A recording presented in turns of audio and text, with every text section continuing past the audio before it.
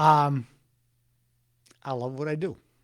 Right? So I'm grateful. I wake up in the morning and I'm excited to get going. Uh, wasn't always this way. It's taken time, but there's so many aspects of what I'm doing these days that is just enjoyable. Grateful for that. So, so this week we've been talking about stress and the association of feelings to stress. I've been talking about the ruler model, and today we're to the E part of the ruler model. So, recognize, understand, label, and today is express. And for me, the important part of the expression, there's a number of pieces, but the most important part is that we have the discernment to figure out the right time and the right people to talk to about our feelings. Think of a bullseye. I've used this analogy before. Bullseye, big circles, little circles, inner circles, outer circles. You have people on your inner circle who you're going to say just about anything to. The discernment to open up and reveal there is easier than at outer circles. And outer circles, it may just not be the right thing to be talking about our feelings at that level. Outer circles are folks that we don't know that well. Inner circle people we know and trust.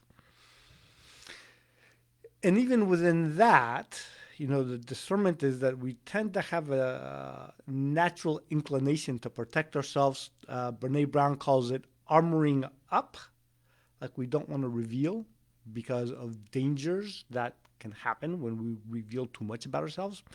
And the challenge again is the discernment.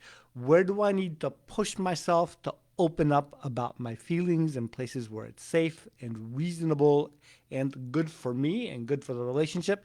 And where do I need to armor up, hold back, and really have the discernment? It's not right to talk about, everything that I'm feeling with my boss. And it's a challenge, right? Both ways, where to be uh, less revealing, where to push ourselves, even though it feels sort of dangerous. Skill set that we get better and better at over time, the communication and discernment of when to talk and when not to. Now, next week, I'm going to spend an entire week, I decided, on the next part of ruler. R is regulation, emotional regulation, and the correlations for stress seem to me pretty obvious, right? But when we're stressed out, when we're having feelings, when we've gotten to label them, we've gotten granular with them, it's like, now what? Now, what do I do with them? What's the emotional regulation that happens next? And I think that there's more than one 3 minute to 4 minute talk on emotional regulation. So that's going to be the topic for next week. I appreciate everybody hanging out with me over this month of stress awareness.